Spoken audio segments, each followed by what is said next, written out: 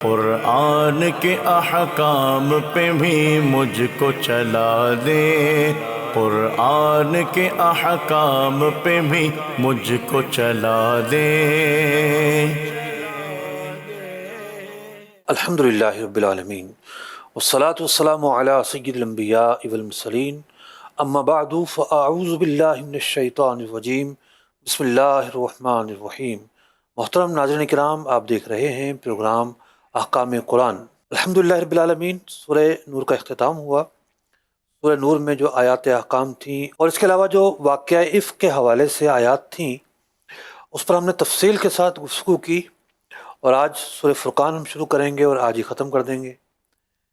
چونکہ ہم پوری صورتوں کی تفسیر بیان نہیں کرتے، ان آیات کی تفسیر بیان کرتے ہیں کہ جس کا تعلق مسائل فقہیہ سے ہے، احکام سے ہے۔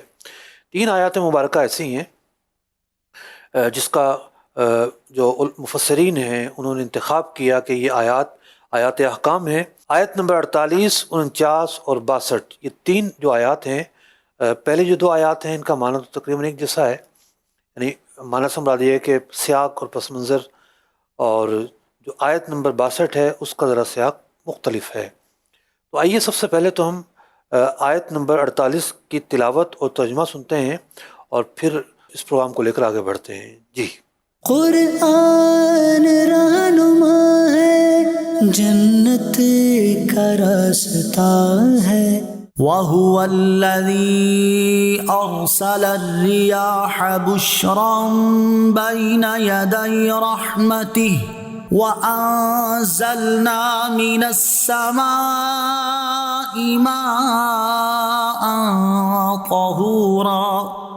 ترجمہ کنز ایمان۔ اور وہی ہے جس نے ہوائیں بھیجیں اپنی رحمت کے آگے مشتہ سناتی ہوئیں، اور ہم نے آسمان سے پانی اتارا پاک کرنے والا۔ محترم ناظرین اکرام، سورہ فرقان مکی صورت ہے۔ یہی وجہ ہے کہ اس صورت مبارکہ میں جو آیات احکام ہیں وہ کم ہیں، اور اس کے علاوہ جو ہے وہ دیگر جو مضامین ہیں وہ زیادہ ہیں۔ کس طرح کے مضامین ہیں اس پر بھی ہم تفصیل سے گفتگو کریں گے۔ اس صورت مبارکہ کے تعلق سے ایک بڑا مشہور واقعہ ملتا ہے کہ حضرت سیدنا عمر فاروق رضی اللہ تعالیٰ عنہ نے دیکھا کہ صحابی رسول حضرت ہشام بن حکیم رضی اللہ تعالیٰ عنہ نماز پڑھ رہے ہیں۔ تو ایک آہستہ پڑھنا ہوتا ہے، ایک بلند آواز سے پڑھنا ہوتا ہے۔ آہستہ پڑھنے کی تعریف بھی یہ ہے کہ اگر پاس والا سن لے تب بھی وہ آہستہ ہی کہلاتا ہے، اور بلند آواز کی تعریف یہ ہے کہ جو دور والے ہیں وہ سن لیں۔ اب ایک نمازی کو اختیار ہوتا ہے کہ وہ نمازی جو ہے، مثال کے طور پر رات کی نماز پڑھ رہا ہے تو وہ بلند آواز سے بھی تلاوت کر سکتا ہے۔ تو آپ نے ذرا قریب ہو کر سنا کہ کیا تلاوت کر رہے ہیں، تو سورہ فرقان کی تلاوت کر رہے تھے۔ حضرت ہشام بن حکیم رضی اللہ تعالیٰ عنہ، حضرت عمر فاروق رضی اللہ تعالیٰ عنہ نوٹ کرتے ہیں کہ نبی اکرم علیہ الصلوۃ والسلام نے جن حروف کے ساتھ مجھے اس صورت کی تعلیم دی ہے یہ اس سے کچھ مختلف پڑھ رہے ہیں۔ انتظار میں رہے کہ نماز سے فارغ ہوں تو پوچھا کہ آپ نے کچھ اختلاف سے پڑھا، اس کی وجہ کیا ہے؟ تو انہوں نے ارشاد فرمایا کہ نبی اکرم علیہ الصلوۃ والسلام نے مجھے اسی طرح تعلیم فرمائی ہے۔ صورت مبارکہ دونوں بارگاہ رسالت میں حاضر ہوتے ہیں۔ حضور اکرم علیہ الصلوۃ والسلام حضرت ہشام سے پوچھتے ہیں کہ تم نے کس طرح پڑھا، پڑھ کر سناؤ۔ وہ پڑھتے ہیں۔ حضور علیہ الصلوۃ والسلام نے ارشاد فرمایا کہ بے شک اللہ رب العزت نے یہ صورت مبارکہ اسی طرح نازل فرمائی ہے۔ پھر حضرت عمر فاروق پڑھتے ہیں تو آپ ان کے بارے میں بھی فرماتے ہیں کہ اللہ تعالیٰ نے یہ صورت اسی طرح نازل فرمائی ہے۔ بڑے حیران ہوئے کہ جو ادائیگی ہے اس کے بعض حروف میں قدر اختلاف ہے، تو پھر بھی کیا ایسی وجہ ہے کہ اس اختلاف کے ہوتے ہوئے بھی دونوں باتیں ٹھیک ہیں؟ تو نبی اکرم علیہ الصلوۃ والسلام نے ارشاد فرمایا کہ بے شک قرآن 7 حروف پر نازل ہوا ہے۔ جو عرب قبیلے تھے، خاص طور پر جو قریش کے قبیلے تھے، ایک تو مشہور قبیلہ قریش کا تھا، اس کے علاوہ اہل یمن تھے اور دیگر قبائل بھی موجود تھے، تو قرآن پاک ان کے لہجوں پر نازل ہوا۔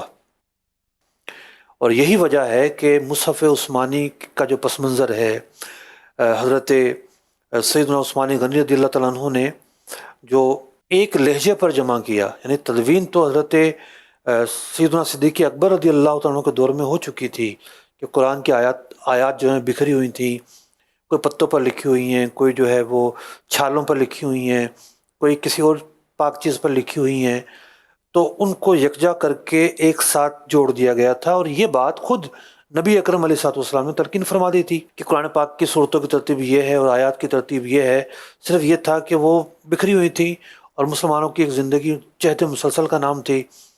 تو پھر جب حفاظ شہید ہوئے تو اس بات کی ضرورت محسوس کی گئی کہ ان بکھری ہوئیوں کو یکجا کر دیا جائے۔ صحابہ اکرام علیہم رضوان کا اس پر اجماع، کوئی اس پہ اختلاف نہیں۔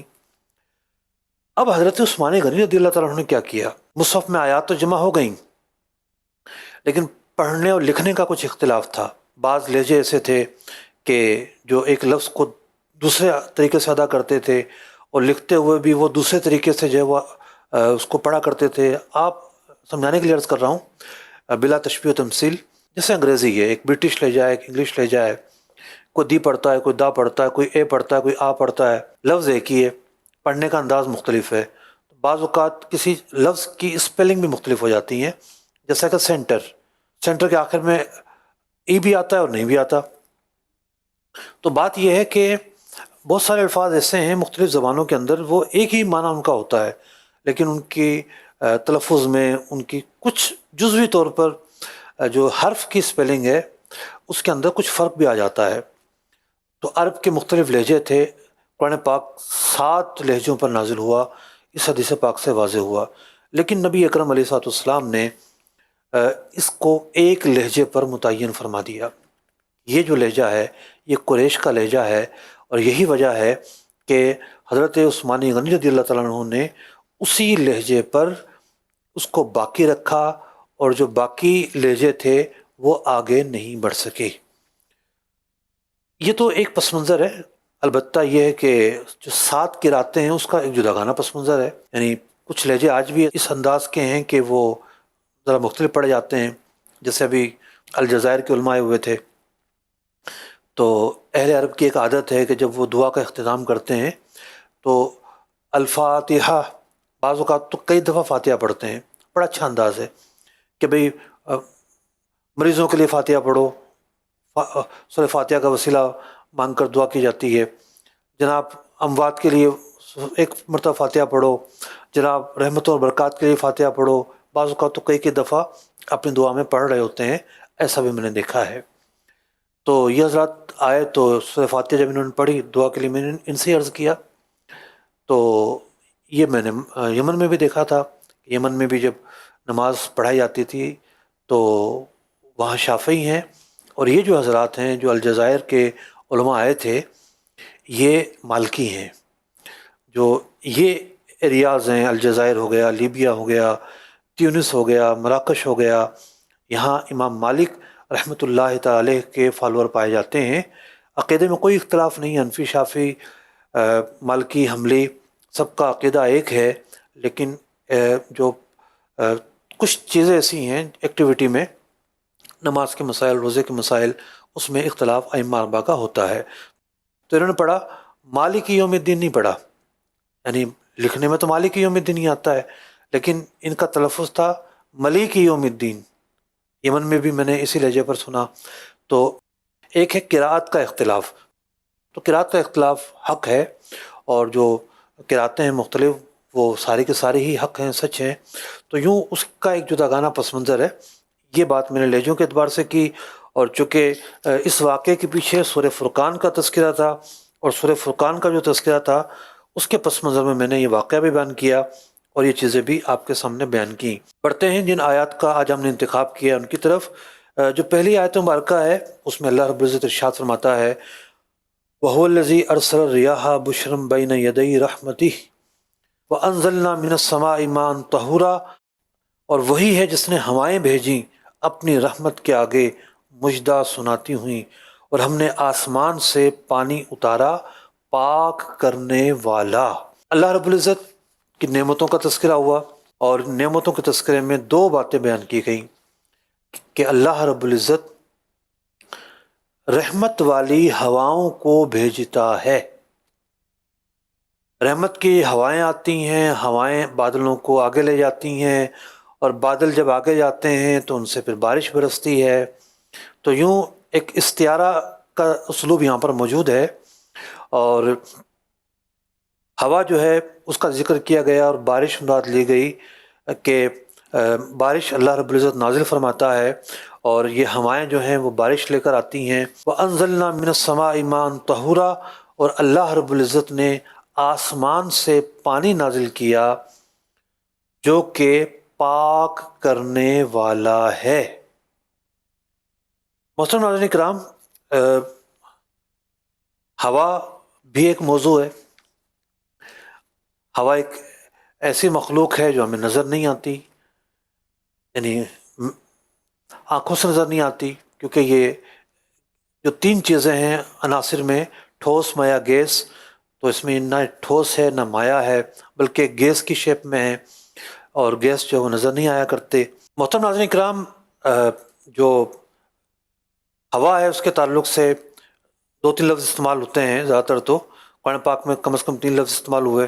2 الفاظوں کا فرق مفسرین نے بیان کیا۔ ایک یہ بیان کیا، جیسا کہ امام نحاس بیان کرتے ہیں، کہ بہت سارے مفسرین کا یہ ماننا ہے کہ جب لفظ ریاح استعمال ہوتا ہے تو اس سے مراد رحمت کی ہوا ہوتی ہے، اور جب لفظ ریح استعمال ہوتا ہے تو اس سے مراد عذاب کی ہوا ہوتی ہے۔ تو ہوا بھی 2 طرح کی ہوتی ہے، یعنی ایک ہوا وہ ہوتی ہے جو آندھی لے کر آتی ہے، طوفان لے کر آتی ہے، ایک ہوا وہ ہوتی ہے کہ جو رحمت لے کر آتی ہے۔ اور پھر ایک روایت نقل کی، امام نحاس لکھتے ہیں، دیگر مفسرین نے بھی لکھی ہے کہ یہ روایت ہے ضعیف، کہ نبی اکرم علیہ الصلوۃ والسلام سے مروی، اذا کان حبت الریح قال اللہم اجعلها ریاحا، کہ جب وہ طوفان والی ہوا چلتی تو نبی اکرم علیہ الصلوۃ والسلام فرماتے، اے اللہ اسے ریاح میں بدل دے، یعنی اسے رحمت والی بنا دے۔ ولا تجعلها ریحا، تو اسے ریح کی صورت میں برقرار نہ رکھ۔ علماء لکھتے ہیں کہ 3 طرح کی ہوا ایسی ہوتی ہے کہ جو رحمت والی ہوتی ہے۔ صبا شمال سے چلنے والی، جنوب سے چلنے والی، اور ایک ہوا ہے جسے دبور کہتے ہیں۔ امام آلوسی رحمۃ اللہ تعالی علیہ نے بھی لکھا کہ 3 طرح کی جو ہوائیں ہیں وہ رحمت والی ہوتی ہیں، جو جنوب سے چلے وہ، اور صبا ہوا، اور دبور جو صبح کے وقت میں ہوا چلتی ہے، ٹھنڈی ٹھنڈی اور کچھ نمی والی اور معطر جاں فضا ہوا۔ یہ ہوا پورا دن نہیں چلتی۔ صبح کے وقت کی اس چلنے والی ہوا کو نسیم بھی کہتے ہیں اور صبا بھی کہتے ہیں۔ وہ شاکان مصطفیٰ کہتے ہیں نا، اے صبا مصطفیٰ سے کہہ دینا، غم کے مارے سلام کہتے ہیں۔ اور امیر علیہ سنت کا ایک شعر ہے، بڑا ہی پیارا شعر ہے، کہ نسیم طیبہ سے کہہ دو دل مستر کو جھنکا دے، نسیم طیبہ سے کہہ دو دل مستر کو جھنکا دے، بنے صبح علم شام بہاراں یا رسول اللہ۔ صبح کے وقت چل رہی نہیں ہوا، علم کی کیفیت ہے، یہ علم کی کیفیت دور ہو جائے اور بہار آ جائے اور خوشیاں آ جائیں، تو یوں بارگاہ رسالت میں استغاثہ پیش کر رہے ہیں۔ ایک اور شاعر ادیب رائے پوری مدینہ منورہ کے تعلق سے کچھ یوں عرض کرتے ہیں، خزاں کو حکم ہے داخل نہ ہو طیبہ کی گلیوں میں، خزاں کو حکم ہے داخل نہ ہو طیبہ کی گلیوں میں، اجازت ہے نسیم آئے صبا آئے بہار آئے۔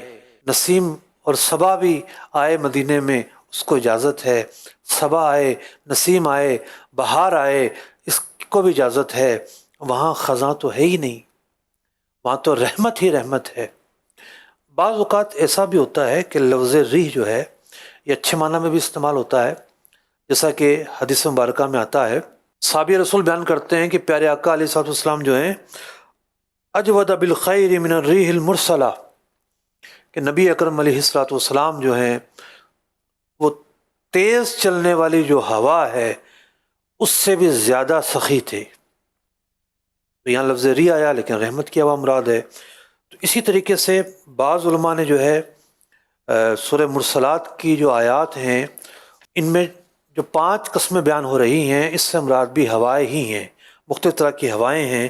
والمرسلاتی عرفا، فالعاصفاتی عصفا، والناشراتی نشرا، فالفارقاتی فرقا، یعنی قسم ان کی جو بھیجی جاتی ہیں لگاتار، پھر زور سے جھونکا دینے والیاں، پھر ابھار کر اٹھانے والیاں، پھر حق ناحق کو خوب جدا کرنے والیاں، پھر ان کی قسم جو ذکر کا القاء کرتی ہیں۔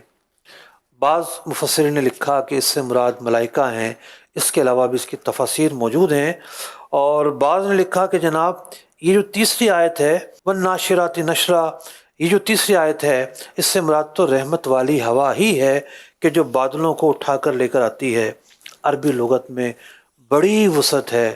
میں مطالعہ کر رہا تھا ہوا کے بارے میں، ایک مرتبہ پہلے بھی میری نظر سے کچھ مضامین گزرے تھے، تو آج میں نے کچھ مزید دوبارہ نکالے۔ ہواؤں کے نام کیسے ہیں؟ 25 نام ہیں ہواؤں کے جو میرے سامنے موجود ہیں۔ شمال سے چلنے والے، جنوب سے چلنے والے، صبا، دبو، نقبہ، ہرجف، حربیہ، نعامی، سواہق، رامسات، زاریات، سرسر، عقیم، زازا، صہوا، نسیم، بلبل، سس جس، سج سج سج، ایک ہوا کا نام ہے سج سج، سہام، یوں کر کے جناب اتنے سارے تو نام ہیں الگ الگ۔ پھر ان کی تعریف ہے، کون سی ہوا کیا کہلاتی ہے، کہاں سے چلتی ہے، کہاں سے نہیں چلتی۔ آپ نے دیکھا ہوگا کہ جہاں پر محکمہ موسمیات کی آبزرویٹریز ہوتی ہیں وہاں پہ خاص طور پر ہوا کو بھی نوٹ کیا جاتا ہے۔ ایک ہی دن میں کئی سمت سے ہوا چلنا شروع ہو جاتی ہے، باقاعدہ انہوں نے پنکھے لگائے ہوتے ہیں تاکہ ان پنکھوں کے ذریعے وہ اندازہ لگا سکیں کہ کس سمت کی ہوا چل رہی ہے، کیونکہ ہر سمت کی چلنے والے جو ہوا ہے وہ جدا گانا خاصیتیں رکھتی ہے۔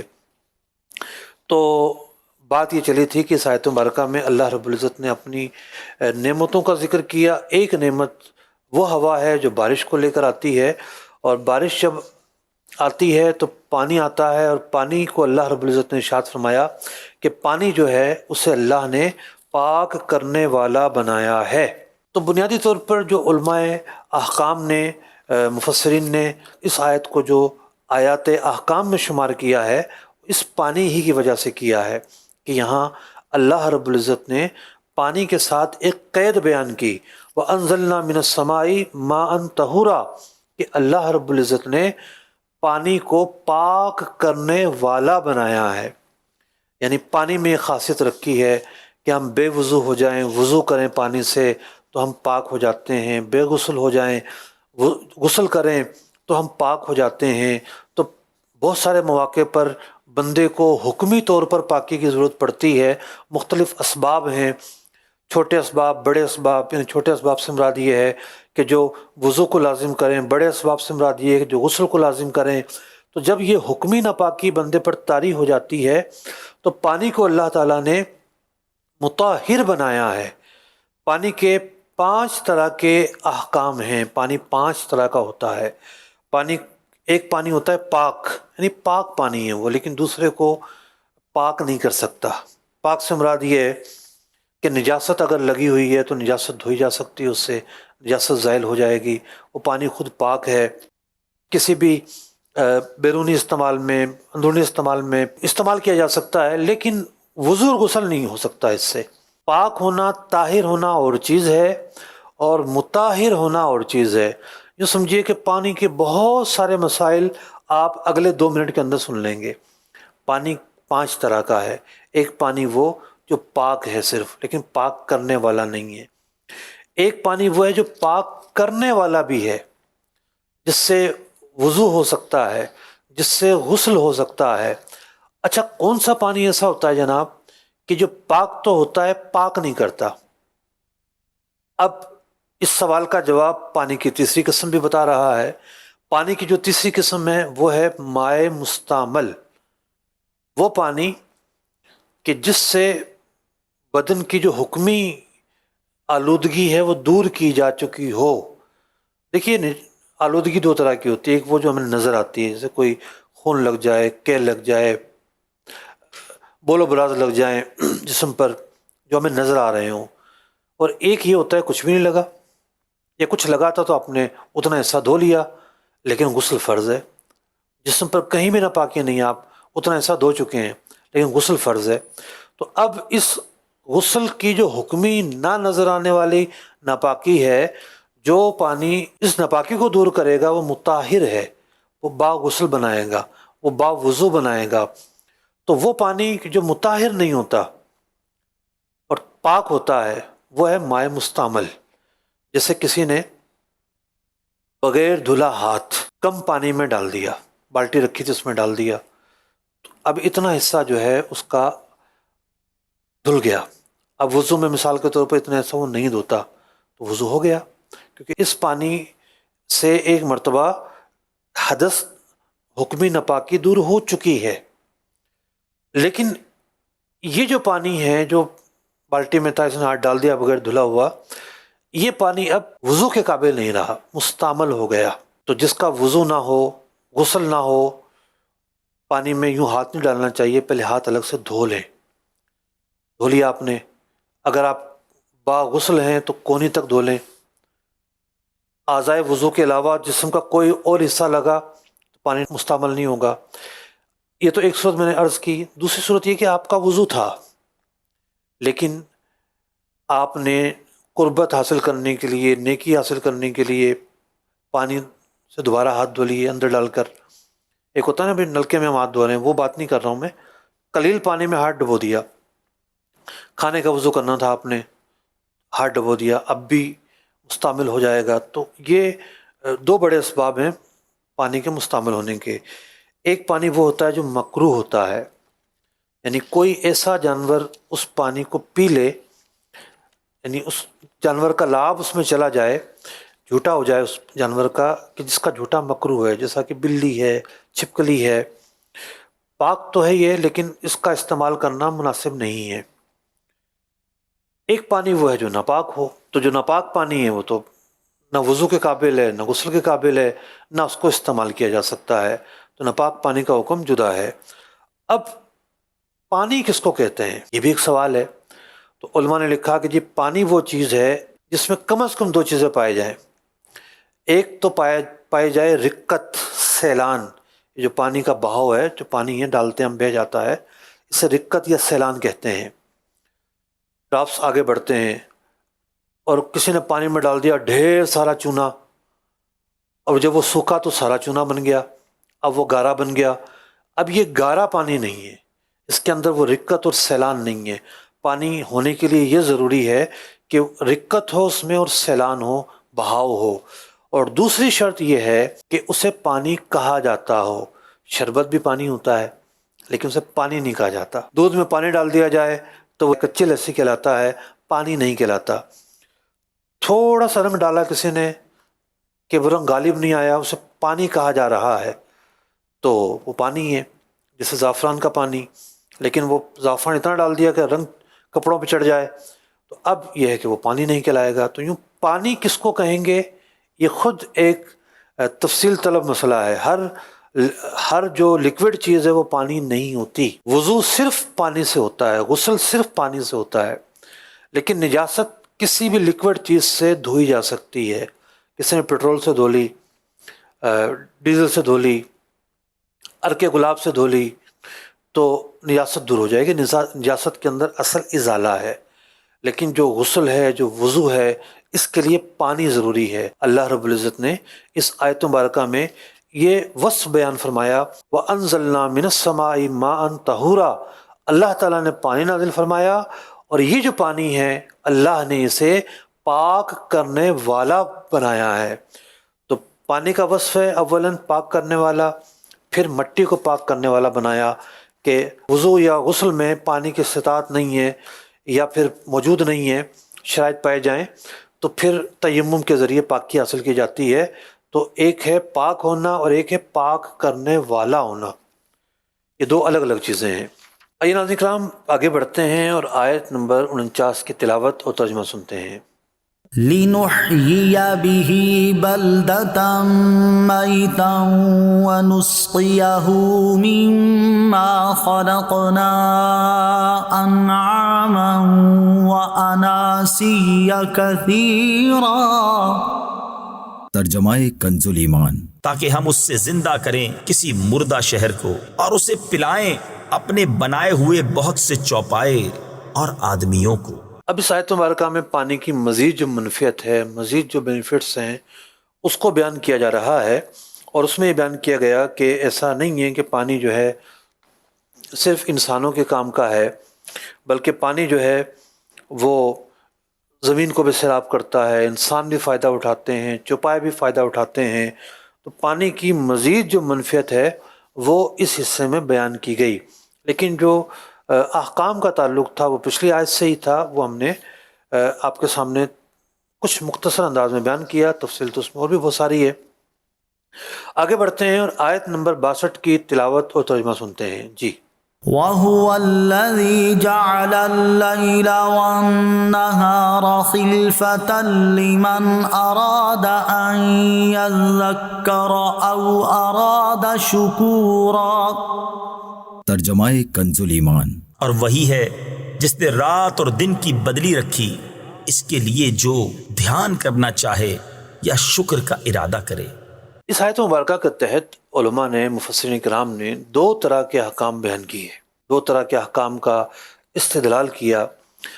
ایک حکم تو یہ بیان کیا کہ ایک حدیث پاک نقل کرتے ہوئے کہ نبی اکرم علیہ الصلوۃ والسلام کی بارگاہ میں حضرت عمر فاروق رضی اللہ تعالیٰ عنہ حاضر ہوئے، اور جو صلاۃ اللیل تھی، رات کو جو نماز پڑھتے تھے، وہ نفل نماز وہ پڑھنا رہ گئی تھی، انہیں تعصب تھا۔ تو نبی اکرم علیہ الصلوۃ والسلام نے ارشاد فرمایا، یا ابن الخطاب لقد انزل اللہ فیک آیۃً، اللہ تعالیٰ نے تو ایک آیت نازل فرمائی ہے۔ اور پھر نبی اکرم علیہ الصلوۃ والسلام نے اس آیت مبارکہ کو تلاوت فرمایا، وَهُوَ الَّذِي جَعَلَ اللَّيْلَ وَالنَّهَارَ خِلْفَةً لِمَنْ أَرَادَ أَن يَذَّكَّرَ وَأَرَادَ شُكُورًا، کہ وہی ہے جس نے دن اور رات کی بدلی رکھی ہے۔ یعنی مراد یہ تھا کہ کچھ اعمال ایسے ہیں جو اگر رات میں رہ جائیں تو دن میں کیے جا سکتے ہیں، ایک دوسرے کا بدل بن جاتے ہیں۔ فرمایا، ما فاتک من النوافل باللیل فقدہ فی نہارک، رات کو اگر نوافل رہ گئے ہیں تو وہ نوافل دن میں پڑھ لو، وما فاتک من النہار فقدہ فی لیلک۔ تو ناظرین کرام، بعض اوقات ایسا ہوتا ہے کہ اوراد و وظائف ہوتے ہیں، اور اوراد و وظائف پڑھنے کی عادت ہوتی ہے، ان کا وقت تو شریعت نے مقرر نہیں کیا۔ یعنی بہت سارے ایسے اعمال ہیں، جیسے درود پاک ہے، اس کے بارے میں کوئی وقت بیان نہیں کیا گیا۔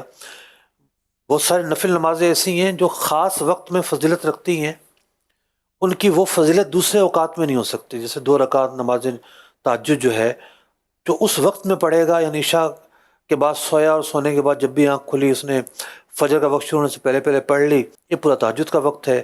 لیکن یہ جو تہجد کی فضیلت ہے، یہ کسی اور وقت میں تو حاصل نہیں ہوگی۔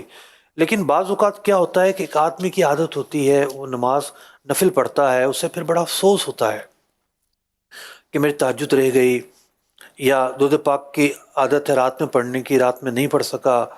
تو بعض ایسے اعمال ہیں وہ دن میں کیے جا سکتے ہیں۔ درود پاک کی عادت تھی، تسبیحات کی عادت تھی، کسی اور وقت میں بھی پڑھی جا سکتی ہے۔